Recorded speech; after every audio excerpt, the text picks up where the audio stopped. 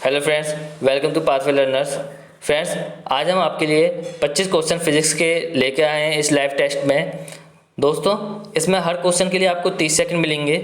सभी का आंसर आपको जो है कमेंट बॉक्स में कमेंट करना होगा। तो जल्दी से जल्दी जुड़ जाइए जिसके कि हम इस टेस्ट को स्टार्ट कर सकें। जितने ज़्यादा बच्चे इससे जुड़ेंगे उतना ज़्यादा आपका कंपटीशन होगा और आपको पता चलेगा कि आप जो है इस टेस्ट तैयारी में जो है कहाँ अपनी तैयारी में कहाँ स्टैंड कर रहे हैं, आपकी तैयारी कितनी है और कितनी नहीं है। तो जल्दी से जल्दी अपने फ्रेंड्स के साथ शेयर कीजिए और वीडियो से जुड़िए सभी बच्चे। यदि फ्रेंड आवाज़ क्लियर आ रही हो और बफरिंग ना हो रही हो तो मुझे कमेंट बॉक्स में यस लिखें जिसके कि हम फिर वीडियो को स्टार्ट कर सकें। तो फ्रेंड, कल हमने जैसे कि जो हमारी पिछली लाइव टेस्ट हुआ था उसमें हमने बोला था कि जो बच्चा सबसे ज़्यादा करेक्ट आंसर के क्वेश्चन के आंसर देगा करेक्ट, वो भी उसका हम अगली वीडियो में नाम बताएंगे। तो फ्रेंड, जिसने पिछली वीडियो में सबसे ज़्यादा करेक्ट आंसर दिए थे वो हैं इक्की आर्यन। क्या नाम है? इक्की आर्यन हैं और इन्होंने 30 में से जो है 25 क्वेश्चंस के करेक्ट जवाब दिए थे। तो फ्रेंड, चलते हैं अपनी वीडियो की तरफ और पहला क्वेश्चन है आपका। Taking the mass of the earth equal to 6 into 10 की power 24 kg and radius of earth equal to 6.4 into 10 की power 6 metre, calculate the value of gravitational acceleration at a height of 2000 kilometre above the earth surface. यदि पृथ्वी का द्रव्यमान 6 into 10 की power 24 kilogram तथा त्रिज्या 6.4 into 10 की पावर 6 मीटर हो तो पृथ्वी की सतह से 2000 किलोमीटर ऊपर गुरुत्वीय त्वरण का मान होगा। तो फ्रेंड, आपके ऑप्शन है 5 metre per second square, 5.5 metre per second square, 5.7 metre per second square, 5.9 metre per second square. तो इसका करेक्ट आंसर क्या होगा, आप मुझे जवाब बताइए। और फ्रेंड, वीडियो को लाइक भी करिए। आप लोग जुड़ तो गए हैं हमारी वीडियो से, तो वीडियो को साथ के साथ लाइक भी कीजिए, ठीक है। और हमारा जो टारगेट है वो है आज 25 लाइक्स का, ठीक है। हम आपको 25 क्वेश्चन कराएंगे तो एक क्वेश्चन का 1 लाइक कम से कम, इतना तो आपका हमारा जो है बनता है कि आप 25 लाइक हमें करो। तो फ्रेंड्स, जल्दी से जल्दी वीडियो को लाइक भी करो, शेयर करो जिसके कि और बच्चे भी जुड़ें। तो इसका करेक्ट ऑप्शन क्या होगा? इसका करेक्ट ऑप्शन है option D, 5.9 metre per second square. Friend, इसमें पूछ क्या है? स्मॉल जी। तो स्मॉल जी का फॉर्मूला क्या होता है आपका निकालने का? स्मॉल जी का होता है कैपिटल जी। कैपिटल जी को हम क्या बोलते हैं? Gravitational constant into mass of earth upon radius of earth plus height का स्क्वायर। अब फ्रेंड, बात आती है कि हमारे पास एम ई भी है, आर ई भी है, एच ई भी है, लेकिन जी नहीं है। तो फ्रेंड, जी की वैल्यू कांस्टेंट होती है, इसलिए वो तो कम से कम आपको याद होनी चाहिए। कितनी होती है? 6.67 इंटू 10 की पावर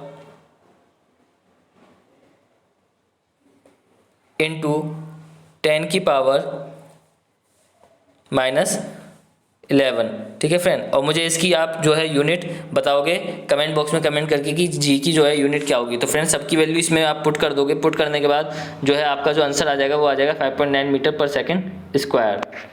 नेक्स्ट वीडियो की तरफ चलते हैं। नेक्स्ट क्वेश्चन है फ्रेंड आपका, the foundation of building are made wider than the wall. भवन की नींव या बुनियाद दीवार से चौड़ी बनाई जाती है। तो आपका ऑप्शन है सो that the pressure exerted by the building on the ground become less, जिससे भवन द्वारा धरातल पर पड़ने वाला दाब कम हो। So that constructing the wall is easy, दीवार बनाने में आसानी हो। So that the wall look beautiful, दीवारें देखने में खूबसूरत लगें। None of these. तो फ्रेंड, इसका करेक्ट ऑप्शन आप हमें कमेंट कीजिए। और फ्रेंड, आज भी आप वही काम कीजिए, कॉपी लीजिए और साथ के साथ आप ये लिखते रहिए आपका ऑप्शन क्या था और करेक्ट ऑप्शन क्या था। यदि दोनों करेक्ट हैं तो आप उसमें 1 नंबर दीजिए और करेक्ट नहीं है तो उसमें आप माइनस मार्किंग करिए। चलो, माइनस मार्किंग मत करना, उसको आप रॉन्ग मतलब कर देना। और लास्ट में बताना कि आपके 25 में से कितने क्वेश्चन करेक्ट हैं, और वो भी कमेंट बॉक्स में कमेंट करके आप मुझे बताओगे कि 25 में से कितने क्वेश्चन आपके करेक्ट हैं। तो फ्रेंड, इसका करेक्ट ऑप्शन क्या होगा? इसका करेक्ट ऑप्शन है ऑप्शन ए। क्यों बनाते हैं? देखो, आपको पता है प्रेशर जो है वो आपका एरिया के क्या होता है? इन्वर्सली प्रोपोर्शनल होता है, ठीक है। यदि एरिया आपका क्या हो जाएगा? ज़्यादा हो जाएगा तो प्रेशर आपका कम लगेगा। तो हमें क्या करना होता है, जब हम दीवार बनाते हैं, फाउंडेशन बनाते हैं किसी बिल्डिंग की, तो उसका एरिया हमें ज़्यादा रखना पड़ता है। यदि हम ज़्यादा एरिया रखेंगे तो उसका प्रेशर कम होगा, वो ज़मीन में कम धंसेगी, मतलब पेनिट्रेशन जो होगा उसका कम होगा।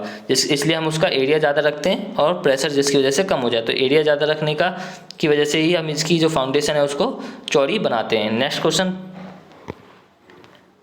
क्वेश्चन आपकी स्क्रीन पे on Fahrenheit scale the boiling point of water is. Fahrenheit scale पर जल का जो बॉइलिंग पॉइंट है वो कितना होता है? 100 degree Fahrenheit, 98.7 degree Fahrenheit, 212 degree Fahrenheit, 220 degree Fahrenheit. Friend जल्दी से जल्दी बताइए आप। और सबसे पहले आप मुझे ये बताइए कि जो पानी का बॉइलिंग पॉइंट होता है डिग्री सेल्सियस में वो कितना होता है? तो डिग्री सेल्सियस में होता है आपका 100 डिग्री सेल्सियस। और आप पूछ किस में रहा ये पूछ रहा है फ़ारेनहाइट में। ठीक है, हो सकता है आपसे जो आप पेपर देने जाओ पॉलिटेक्निक एंट्रेंस का, उसमें फ़ारेनहाइट ना पूछ के किस का पूछ ले, केल्विन में, कि बताइए कि केल्विन में कितना होता है। तो फ्रेंड अभी हम सब डिस्कस करेंगे, पहले आप फ़ारेनहाइट का बताइए कि फ़ारेनहाइट का क्या होगा।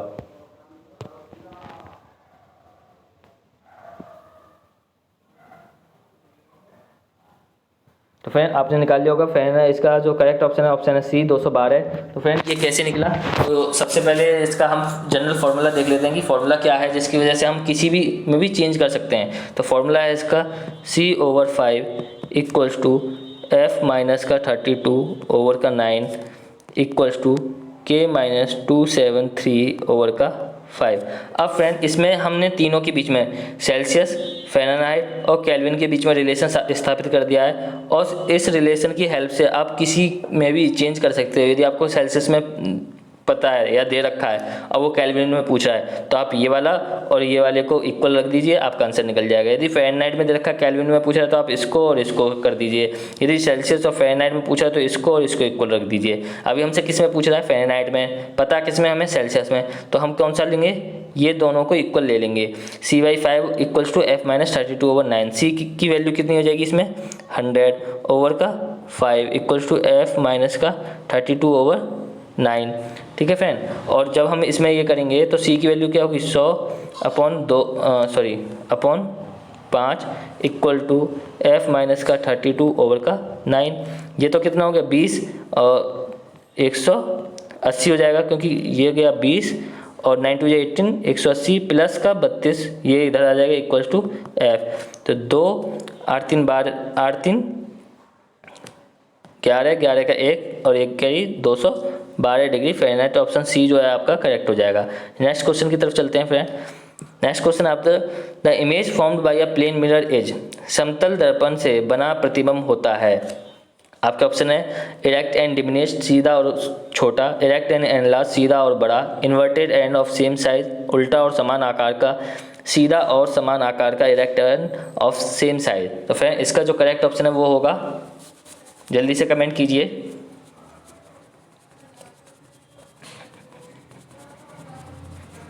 तो फ्रेंड इसका जो करेक्ट ऑप्शन है option D, erect end of same size. ठीक है, सीधा होता है और सेम साइज का होता है। और इस प्रॉपर्टी को हम क्या बोलते हैं? इसका लेटरल इन्वर्जन। ठीक है, लेटरल इन्वर्जन भी होता है इसमें। देखो एक तो ये इरेक्ट भी दिखाता है, सेम साइज भी दिखाता है प्लेन मिरर, और एक लेटरल इन्वर्जन भी दिखाता है। लेटरल इन्वर्जन क्या होता है? जैसे कि आपका लेफ्ट हैंड जो होगा वो उसमें राइट हैंड दिखेगा और राइट हैंड आपका लेफ्ट हैंड दिखेगा। इस तरीके की प्रॉपर्टी जो होती है उसको हम बोलते हैं लेटरल इन्वर्जन। नेक्स्ट क्वेश्चन की तरफ चलते हैं। A train first travel for 30 minutes with a velocity 30 km per hour and then for 40 minutes with a velocity of 40 km per hour in the same direction. The average velocity of train is। आपका time चालू हो चुका है friend. एक रेलगाड़ी प्रथम 30 minute में 30 kilometre प्रति घंटा के वेग से तथा फिर 40 मिनट में 40 किलोमीटर प्रति घंटा के वेग से एक ही दिशा में चलती है। रेलगाड़ी का औसत वेग है, आपके ऑप्शन है 35.71 kilometre per hour, 35.0 kilometre per hour, 35.81 kilometre per hour, 35.95 kilometre per hour. Friend जल्दी से इसका आंसर आप कमेंट बॉक्स में कमेंट कीजिए। ठीक है, फटाफट बिल्कुल जल्दी से जल्दी बताइए। देखो आपको पता होना चाहिए कि एवरेज वेलोसिटी का फॉर्मूला क्या है, और एवरेज वेलोसिटी के फॉर्मूले में बाकी जो चीज़ें हमें निकालनी पड़े उन्हें निकाल के, और जो चीज़ हैं सब इसी से निकलेगा, सब इससे। लेकिन डायरेक्ट फार्मूला नहीं है, मतलब डायरेक्ट वैल्यू आपको नहीं दे रखी, तो डायरेक्ट वैल्यू निकालने के लिए आपको इसमें कुछ गुणा भाग तो करना होगा। तो इसका करेक्ट ऑप्शन क्या होगा फ्रेंड, जल्दी से जल्दी बताइए।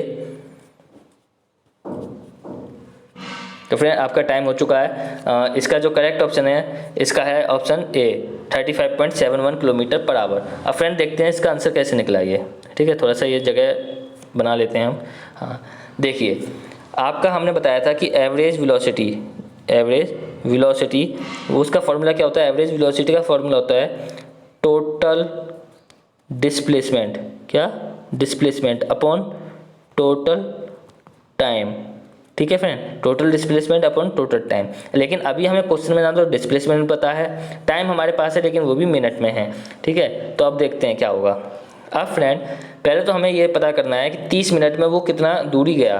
तो फ्रेंड 30 मिनट में अब हमें सभी चीज़ें किस में निकालनी है, किलोमीटर में। तो पहले तो किस हिसाब से चल रहा है, 30 किलोमीटर प्रति घंटे के हिसाब से। तो 30 किलोमीटर 1 घंटे में गया, तो आधे घंटे में 30 मिनट क्या है, 30 मिनट का निकालेंगे तो 30/60 कर देंगे, तो ये आपका निकल के आ जाएगा कितना, 15 किलोमीटर। अच्छा, उसका 40 का निकालेंगे तो 40 का भी इतना ही, 40/60, और ये आ जाएगा आपका 80/3 किलोमीटर गया। अब दोनों को ऐड कर देंगे तो आपकी क्या आ जाएगी, टोटल डिस्प्लेसमेंट आएगा जाएगा। तो टोटल डिस्प्लेसमेंट इनको ऐड करके आएगा आपका, एलसीएम लोगे 3 3 45, और इसको करके आएगा 125/3। 125/3 क्या आ जाएगा आपका टोटल डिस्प्लेसमेंट, इसको नोट कर लो। ठीक है, उसके बाद आपका बचता क्या है, क्या टोटल टाइम। अब देखो टाइम आपका क्या है, मिनट में, इसको किस में लेंगे हम, आवर में। तो 30/60 प्लस 40/60, और इसको जब ऐड करोगे तो क्या आ जाएगा, 7/6। देखो 70/60 आएगा, ये गया तो 7/6। ठीक है, अब हमें क्या करना है, टोटल टाइम अपॉन और total displacement upon total time. Total displacement 125/3, और ये कितना है, 7/6, ये आ जाएगा 250/7, और इसको डिवाइड करोगे तो आपका आ जाएगा 35.71 किलोमीटर पर आवर। तो फ्रेंड नेक्स्ट क्वेश्चन की तरफ बढ़ते हैं। नेक्स्ट क्वेश्चन आपका, the property of inertia is most in, सबसे अधिक जड़त्व का गुण है एक कार में, एक ट्रक में, एक रिक्शा में, एक साइकिल में। A car, a truck, a rickshaw, a cycle. तो फ्रेंड जल्दी से आप आंसर दीजिए, बहुत ही आसान क्वेश्चन है और मुझे नहीं लगता इसमें ज़्यादा टाइम लगेगा। ठीक है, मुश्किल से 10 सेकंड भी नहीं लगनी चाहिए इस क्वेश्चन में आपको। तो जल्दी से जल्दी बताइए इसका आंसर क्या होगा फ्रेंड, जल्दी से कमेंट कीजिए, फटाफट कमेंट कीजिए जल्दी से। बहुत बढ़िया, बहुत बढ़िया कमेंट आ रहे हैं। तो फ्रेंड जो आपका करेक्ट ऑप्शन है वो है आपका option D, sorry option B, a truck. Truck का जो इनर्शिया होगा वो क्या होगा, सबसे ज़्यादा होगा। सबसे अधिक जड़त्व किसका होगा, गुण किसका होगा, ट्रक का। फ्रेंड देखो आपको पता है जो इनर्शिया की माप होती है वो मास से होती है, मतलब इनर्शिया जो है एक तरीके से, जो इनर्शिया है आपका एक तरीके से मास के डायरेक्टली प्रोपोर्शनल है। ठीक है, ये है क्यों, क्योंकि इनर्शिया की जो माप होती है वो मास से होती है। तो मतलब जितना ज़्यादा आपका मास होगा उतना ज़्यादा उस बॉडी का क्या होगा, इनर्शिया होगा। तो इन सब में सबसे ज़्यादा मास किसका है, ट्रक का, तो उसकी इनर्शिया भी क्या हो जाएगी, सबसे ज़्यादा हो जाएगी। नेक्स्ट क्वेश्चन की तरफ चलते हैं friend. 1 newton force is equivalent to in a CGS। अब मुझे फ्रेंड कमेंट बॉक्स में बताओगे सबसे पहले CGS की फुल फॉर्म क्या होगी। ठीक है, CGS सिस्टम में आपको बताना है कि एक न्यूटन फोर्स जो है वो किसके बराबर होता है, एक न्यूटन बल CGS पद्धति में किसके तुल्य होता है, किसके बराबर होता है। आपके ऑप्शन है 1 kilogram metre per second square, 1 dyne, 10⁵ dyne, 1.0 gram centimetre per second square. Friend ये डाइन वो वाला डाइन नहीं है जो हम यूज करते हैं। ठीक है, डाइन एक साइंटिस्ट के नाम था डाइन। ठीक है फ्रेंड, तो बताइए इसका करेक्ट ऑप्शन क्या होगा, कमेंट करिए। इसमें ज़्यादा टाइम नहीं लगना चाहिए, मुश्किल से 5 सेकंड 3 सेकंड का ये आंसर है आपका। ठीक है, आपने अपनी क्लासेज में कई बार अपनी बुक्स में NCERT में ये लिखा हुआ देखा होगा, नोट में भी लिखा हुआ देखा होगा, टीचर्स ने भी बताया होगा। तो इसका करेक्ट ऑप्शन क्या है फ्रेंड, इसका करेक्ट ऑप्शन है option C, 10⁵ dyne. Next, unit of linear momentum is, रेखीय संवेग का मात्रक है। अब फ्रेंड जो लीनियर मोमेंटम है उसका मात्रक बताना है, तो पहले तो आपको ये पता होना चाहिए लीनियर मोमेंटम क्या होता है, लीनियर मोमेंटम का फॉर्मूला क्या होता है। यदि आपको फॉर्मूला पता है और उसके अंदर जो आपके जो फंडामेंटल यूनिट्स यूज होती हैं और उनकी यूनिट आपको पता है, तो आप आसानी से इसका जो मात्रक है वो निकाल सकते हो। तो जल्दी से इसका आंसर बताइए क्या होगा, जल्दी से फ्रेंड कमेंट करिए, जल्दी जल्दी कमेंट करिए।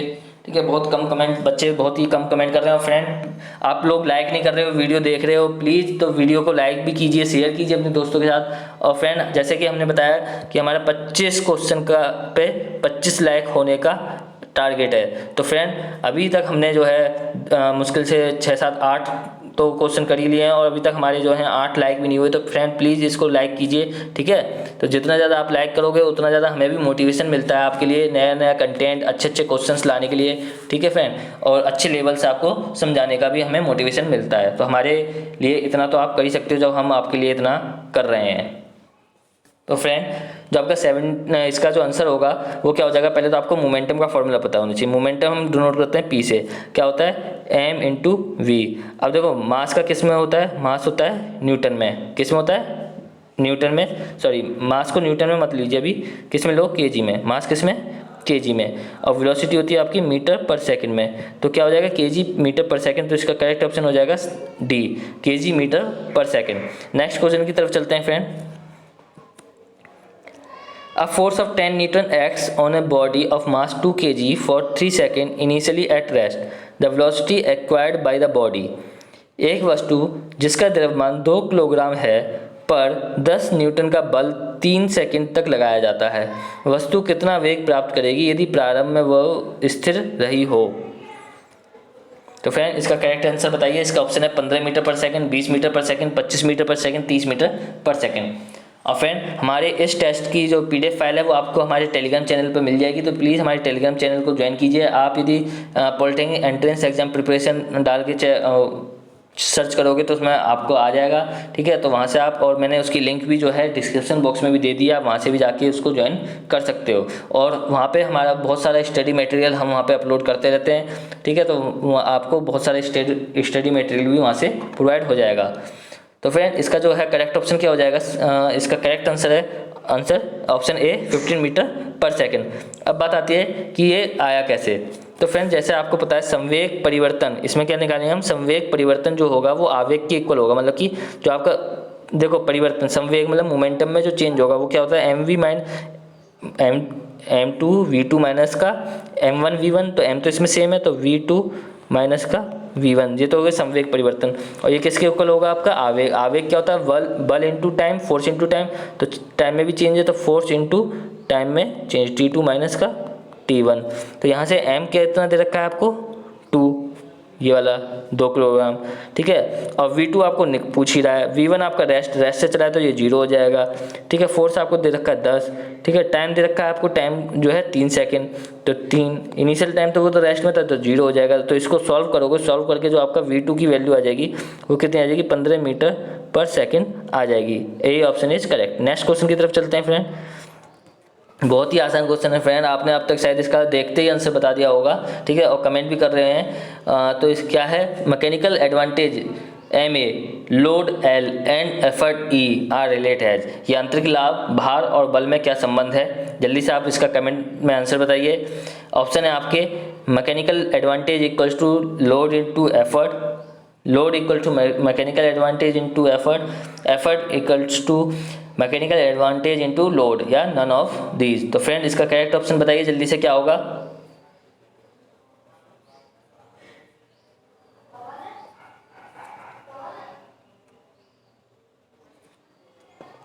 तो फ्रेंड इसका जो करेक्ट ऑप्शन होगा वो होगा ऑप्शन बी, लोड जो है वो मैकेनिकल एडवांटेज इंटू एफर्ट के बराबर होगा, ठीक है। जैसे कि आपको पता है मैकेनिकल एडवांटेज MA जो होता है वो होता है लोड अपॉन एफर्ट, ठीक है फ्रेंड। तो यहाँ से आप निकालोगे तो लोड निकल के आ जाएगा मैकेनिकल एडवांटेज इंटू एफर्ट, ठीक है। तो इस तरीके से भी वो आपका जो मेन फॉर्मूला होता है उसको भी थोड़ा सा मॉडिफाई करके भी आपसे पूछ सकता है। तो आपको मेन फॉर्मूला पता है तो वहाँ से आप भी मॉडिफाई करके उसका आंसर बता सकते हो। नेक्स्ट क्वेश्चन की तरफ चलते हैं friend. A ray of light is incident normally on the surface of water, its angle of refraction in water is. प्रकाश की एक किरण जल पर लंबवत आपतित होती है तो जल में उसका अपवर्तन कोण है। आपके ऑप्शन है 90 डिग्री, 180 डिग्री, 0 डिग्री, 45 डिग्री। तो फ्रेंड इसका करेक्ट ऑप्शन बताइए क्या होगा।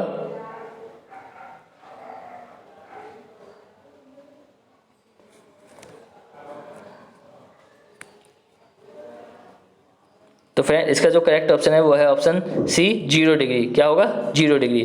फ्रेंड जब भी आपका जो इंसिडेंट एंगल होता है वो 90 डिग्री होगा, किसमें, रिफ्लेक्शन वाले केस में, तो क्या हो जाएगा उसका जो रिफ्लेक्शन होगा वो कितना हो जाता है 0 डिग्री, क्योंकि वो रिफ्लेक्शन नहीं होता, वो 0 डिग्री एंगल बना के रिफ्लेक्शन होता है उसका। ये चीज़ आप ध्यान रखना जब हम क्रिटिकल एंगल पढ़ेंगे उसमें, ठीक है। मेरी जो वीडियो आएगी कॉन्सेप्ट वाली उसमें आप इस चीज़ को मैं आपको क्लियर कर दूंगा कॉन्सेप्ट में।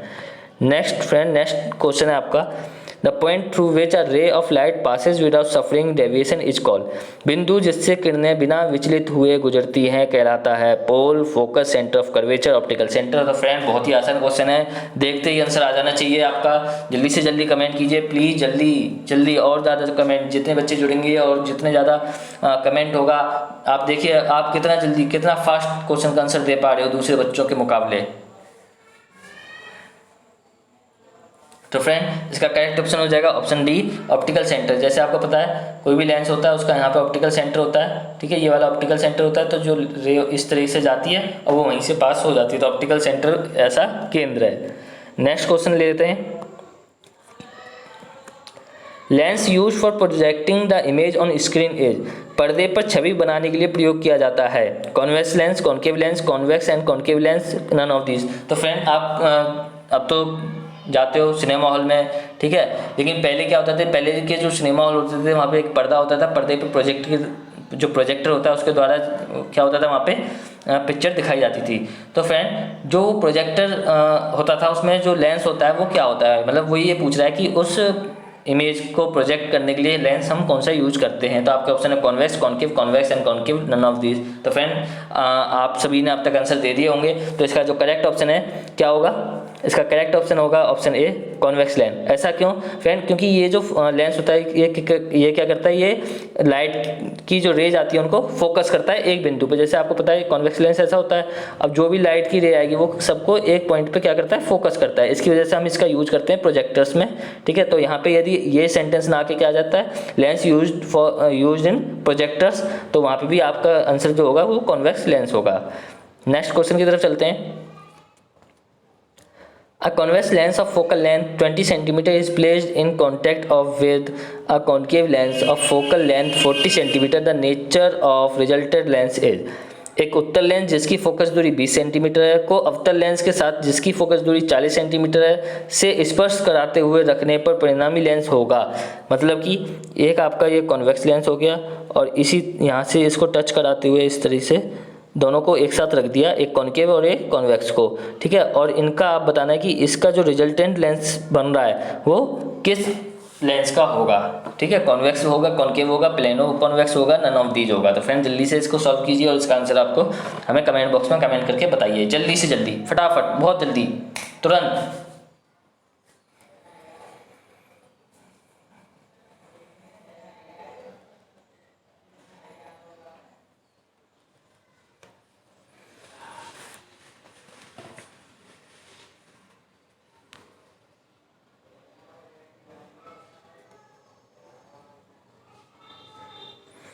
तो फ्रेंड इसका जो करेक्ट ऑप्शन है वो क्या है, इसका करेक्ट ऑप्शन है ऑप्शन ए, कॉन्वेक्स लेंस। अब देखिए क्या होगा, इसको कैसे निकालेंगे, कैसे पता करेंगे इसके बारे में। तो फ्रेंड्स सिंपल सी चीज़ है, आपको फोकल लेंथ दे रखी है, तो कॉन्वेक्स लेंस की जो फोकल लेंथ होती है उसको हम किस में डोनोट करते हैं, उसकी वैल्यू जो होती है हमेशा किस में होती है, प्लस में, तो +20, ठीक है। और कॉन्केव लेंस की जो होती है वो माइनस में होती है, 40 सेंटीमीटर, ठीक है। तो ये साइन कन्वेंशन भी आपको पता होनी चाहिए, ये आपको अपने उसमें पढ़ा होगा कॉन्सेप्ट जब आपने क्लियर करे होंगे, ठीक है। तो फोकल लेंथ +20 होती है कॉन्वेक्स में, और कॉन्केव में हम जो फोकल लेंथ होती है वो नेगेटिव लेते हैं।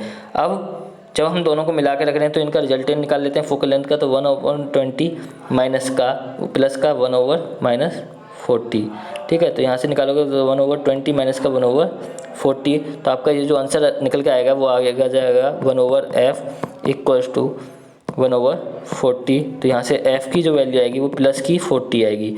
तो फ्रेंड जब जो वैल्यू है, जो फोकस लेंथ आ रही है दोनों की मिला के, दोनों लेंसों को मिला के जो फोकल लेंथ आ रही है वो पॉजिटिव आ रही है। देखना जब पॉजिटिव आ रही है तो पॉजिटिव फोकल लेंथ किस लेंस की होती है, वो होती है आपकी कॉन्वेक्स लेंस की। तो कैसा लेंस हो जाएगा आपका, कॉन्वेक्स लेंस। तो option A is correct. Next question की तरफ चलते हैं फ्रेंड।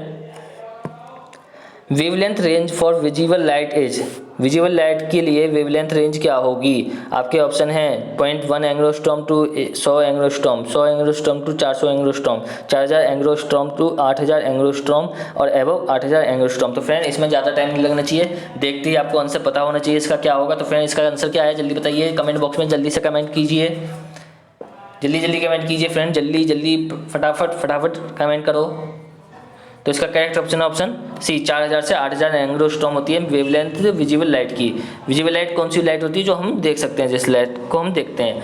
अब बताइए friends, source of ultraviolet light is, ultraviolet light का सोर्स क्या है? बहुत आसान क्वेश्चन है, देखते ही पता होना चाहिए। Electric bulb, red hot iron ball, sodium vapour lamp, carbon arc lamp. तो फ्रेंड जल्दी से इसका कमेंट कीजिए, इसका आंसर जल्दी जल्दी जल्दी कमेंट कीजिए, जल्दी फटाफट।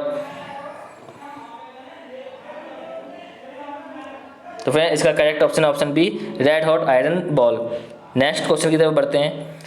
If the amplitude of a wave is double then its loudness becomes, यदि किसी तरंग का आयाम 2 गुना कर दिया जाए तो उसकी तीव्रता या लाउडनेस हो जाएगी डबल, ट्राइस, 4 टाइम्स, अनचेंज, 2 गुना, 3 गुना, 4 गुना, अपरिवर्तित। तो फ्रेंड जल्दी से बताइए, बहुत आसान क्वेश्चन है, कुछ नहीं है, बहुत इतना आसान क्वेश्चन है, आप जब मैं आपको बताऊंगा तो आप बोलोगे अरे क्या सर इतना छोटा सा क्वेश्चन है। तो जल्दी से जल्दी आप कमेंट कीजिए, यदि आपकी तैयारी बहुत अच्छी होगी तो आप बहुत जल्दी इसका आंसर बता दोगे, और बिल्कुल एक्यूरेसी के साथ बताना है। फ्रेंड देखो, आंसर बताना, जल्दी बताना एक अलग बात होती है, और एक्यूरेसी के साथ जल्दी बताना वो सबसे बेस्ट होता है। जितना ज़्यादा आप एक्यूरेसी के साथ और जल्दी बताओगे उतना ज़्यादा ही आप एग्जाम्स को निकाल पाओगे। चाहे आप पॉलिटिकल एंट्रेंस की बात कर लो, चाहे किसी भी कम्पिटिटिव एग्जाम्स की बात कर लो जो आप आगे दोगे, चाहे SSC JEE हो, चाहे कोई भी हो। ठीक है फ्रेंड, तो फ्रेंड जो भी आपके भाई बहन जो आपसे बड़े हों और जो SSC JEE वगैरह की तैयारी कर रहे हो, सिविल ब्रांच से हों, तो प्लीज़ उनको हमारे चैनल जो है रिकमेंड करिए। ठीक है, यहाँ पे हम SSC JEE सिविल की जो है बहुत ही अच्छी प्रिपरेशन करा रहे हैं, चाहे वो नॉन टेक की हो चाहे टेक हो। टेक भी पढ़ाया जा रहा है, अभी हमारा जो सर्वे चल रहा है, ठीक है, सॉरी सर्वे नहीं, सॉइल चल रही है इस समय। और नॉन टेक में जो है आपके रीजनिंग, उसमें क्लॉक, कैलेंडर, ठीक है, अलग अलग टॉपिक्स पे हम जो है वीडियोज़ डाल रहे हैं। तो जो भी बंदा SSC JEE की तैयारी कर रहा हो, आपके घर में आपके दोस्त हों, दोस्त के भाई बहन हो, तो उनके साथ भी हमारी वीडियो को शेयर कीजिए, उनके साथ हमारे चैनल को बताइए। तो फ्रेंड इसका जो करेक्ट ऑप्शन है वो क्या होगा? इसका करेक्ट ऑप्शन है ऑप्शन सी, 4 टाइम्स। अब फ्रेंड कैसे होगा? जब आपको पता है इंटेंसिटी जो है वो एम्पलीट्यूड के स्क्वायर के डायरेक्टली प्रोपोर्शनल होती है, तो यहाँ से निकालोगे तो एम्पलीट्यूड आयाम क्या हो रहा है? डबल हो रहा है, तो 2a का स्क्वायर करो, तो जो I होगा वो हो जाएगा 4a का स्क्वायर, तो मतलब कि कितना हो रहा है? 4 गुना हो रहा है, तो 4 times. C option is correct. Next question की तरफ चलते हैं friend. Which of the following is not a greenhouse gas, इनमें से कौन सी ग्रीन हाउस गैस नहीं है? तो बहुत आसान है friend, CO2, H2, N2O, CH4। तो इसका करेक्ट ऑप्शन क्या होगा? जल्दी से बताइए मुझे, करेक्ट ऑप्शन क्या है इसका? तो फ्रेंड इसका correct option option B, H2, hydrogen. Next question की तरफ बढ़ते हैं फ्रेंड। किसी पिंड का द्रव्यमान दुगना तथा वेग आधा करने पर उसकी गतिज ऊर्जा मतलब कि काइनेटिक एनर्जी क्या होगी? जब उसका मास को दोगुना कर दें और वेग को आधा कर दें। तो फ्रेंड जल्दी से बताइए, आपका ऑप्शन है आधी, चौथाई, दोगुनी। तो फ्रेंड इसका जो करेक्ट ऑप्शन होगा वो होगा आपका ऑप्शन ए, आधी। 88 इसका जो ऑप्शन है वो है ए ऑप्शन। कैसे? देखो, आपको गतिज ऊर्जा का फॉर्मूला पता है, हाफ mv²। ठीक है, तो यहाँ से आप इसमें पुट करोगे वैल्यू। पहले आप मान लेना KE1 की वैल्यू निकाल लेना, फिर KE2 की वैल्यू निकालोगे। ठीक है, और मास क्या कर दिया? KE2 में क्या कर दिया आपने? 2 गुना कर दिया और इसको आधा कर दिया, तो इसका 4 हो जाएगा। तो इस तरीके से आप निकालोगे तो क्या आ जाएगा? आधी हो जाएगी वैल्यू। नेक्स्ट क्वेश्चन की तरफ चलते हैं friend. If a rigid body is traveling distance in proportional to the square of time, then the acceleration of this rigid body is, एक गतिमान पिंड समय के वर्ग के अनुक्रमणा, देखो हिंदी में मेरे को नहीं आता, ठीक है, प्रोपोर्शनल है, दूरियां तय कर रहा है, तो पिंड का त्वरण है कांस्टेंट, डिक्रीजिंग, इंक्रीजिंग या जीरो। तो फ्रेंड जल्दी से बताइए क्या होगा इसका आंसर?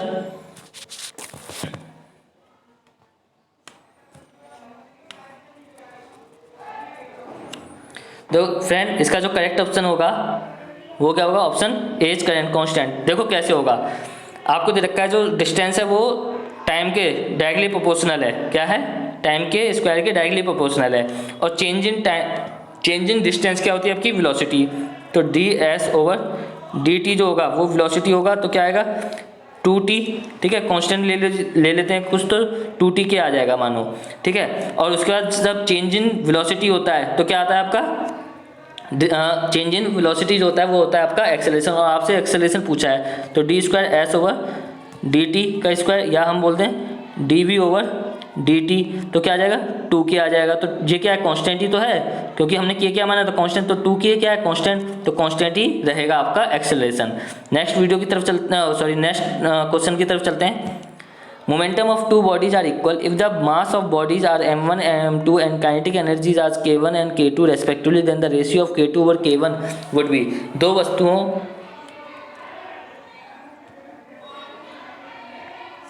तो फ्रेंड्स शायद इसके ऑप्शन जो हैं वो नहीं है, मैं लिख देता हूँ।